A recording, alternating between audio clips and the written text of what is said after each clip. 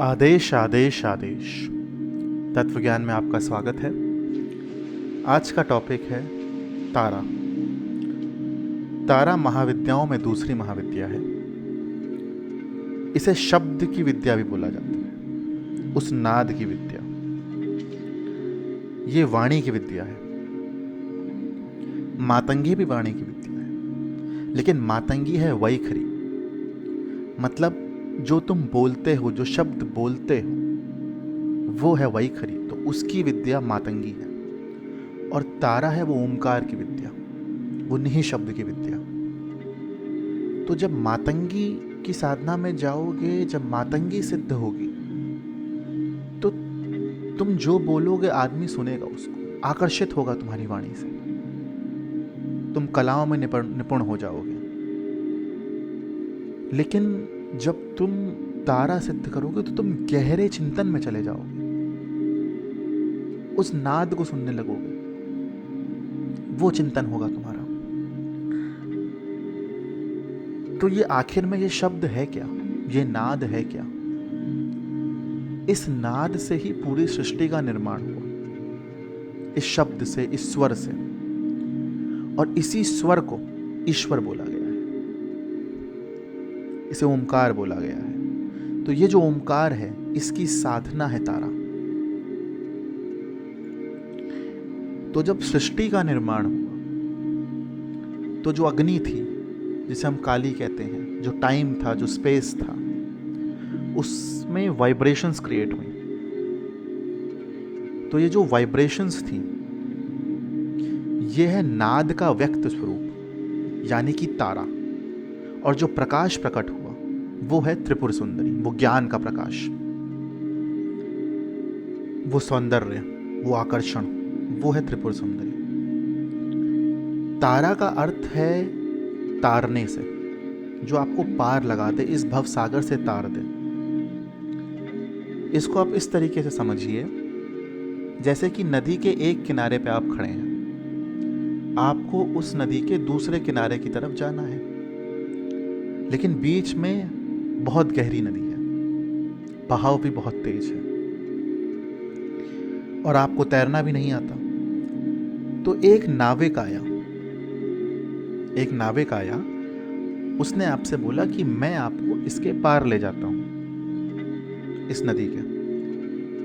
तो आप उस नाविक को अपने आप को समर्पित भाव से ही पहुंचे आप, क्योंकि वही आपको इस नदी के पार कर सकता है। आपके अंदर तो वो कैपेबिलिटी नहीं है, वो ज्ञान ही नहीं है। तो आप उस नाविक की नाव में बैठे और उस नाविक ने आपको पार लगा दिया। तो ये जो नदी है, ये वो भव सागर है। वो किनारा दूसरा, वो मोक्ष है।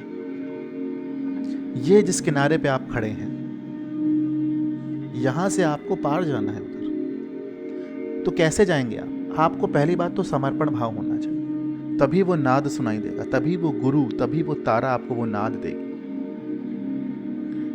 और जब आप इस समर्पित भाव से वो नाद आपको मिल जाएगा, तो आप उसमें बैठकर उसको सुनकर ही आप तर जाएंगे। क्योंकि जब ये आपको नाद मिल जाएगा,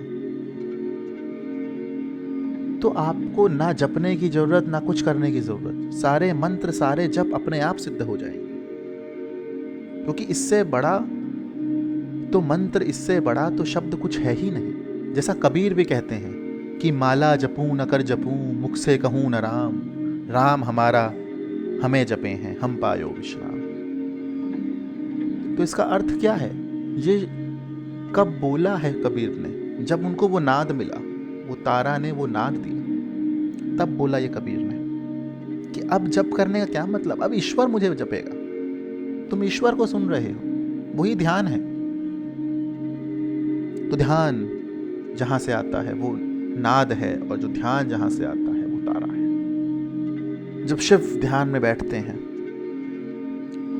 या जब विष्णु योग निद्रा में जाते हैं, तो वो किसके ध्यान में जाते हैं? वो इस ईश्वर को ही सुनते हैं, इस शब्द को ही सुनते हैं, इस नाद को ही सुनते हैं। आज आप घर में माला जपते हैं, पूजा करते हैं, पाठ करते हैं, उपासना करते हैं, पुरुष चरण करते हैं, अनुष्ठान करते हैं,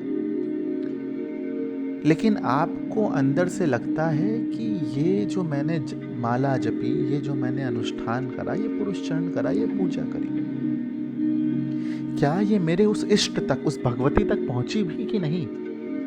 आपका मन कहता है कि नहीं पहुंची।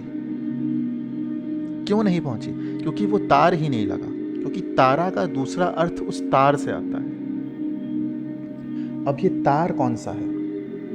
ये तार है जो आपको उस ईश्वर से, उस इष्ट से कनेक्ट कर देगा, जोड़ देगा। तभी तो ध्यान लगेगा, तभी तो जप होगा, तभी तो कुछ होगा। जब तार ही नहीं लगा, जब आपके जप को, आपके ध्यान को, आपकी पूजा को वो मंजिल ही नहीं पता कि जाना कहाँ है, ये चीज़ जा कहाँ रही है, तब तक कहाँ से कोई चीज़, कोई जप, कोई मंत्र, कोई ध्यान सिद्ध होगा? तो ये जो काम करती है, जो तार लगाती है, वो है तारा। तारा का एक अर्थ टाइम ट्रैवल से भी आता है।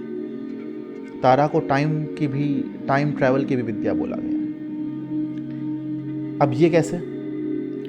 जब आप उस नाद की फ्रीक्वेंसी में चले जाते हैं, जुड़ जाते हैं अपने आप को, तार लग जाता है, तो ज्ञान ही ज्ञान है उधर। जहां छुए वहां ज्ञान। और जब आप उस नाद पे होते हैं तो आपको आज भी वो गीता सुनाई देगी। कृष्ण गीता आपको सुनाएंगे, अर्जुन आप होगे। इसलिए इसको टाइम ट्रैवल की विद्या बोला। शिव पुराण सुनना है, उपनिषद सुनना है, वेद सुनने हैं, सब है वहां पे, उस फ्रीक्वेंसी पे सब है।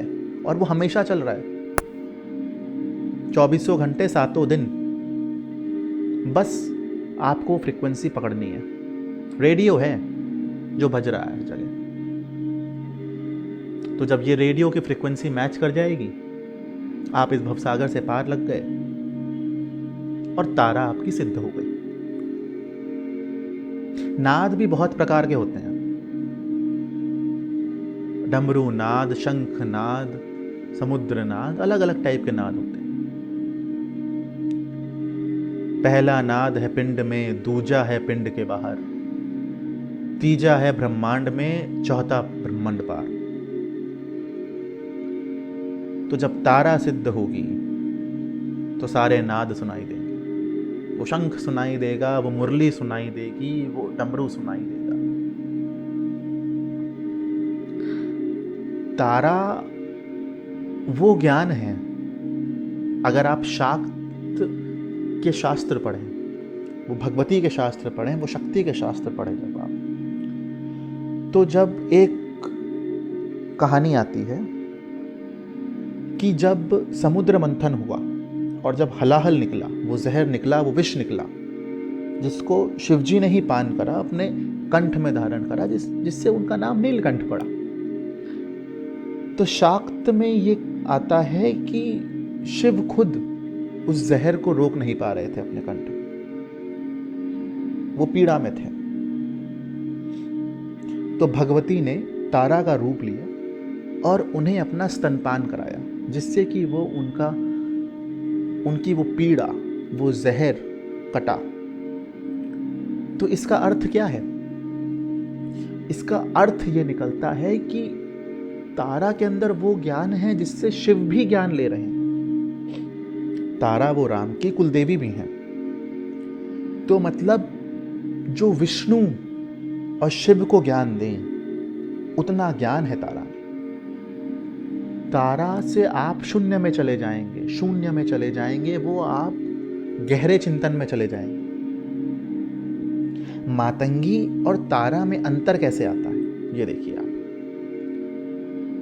आप ऐसे समझिए, तारा वो वर्णमाला के वर्ण है, वो वर्णमाला के वर्ण है। तो वर्णों को जब आपने माला में पिरोया तो वहां वो मातंगी हो गई, वो गीत बन गया, वो मंत्र बन गया। लेकिन जब वर्ण अलग हैं तो वो तारा है।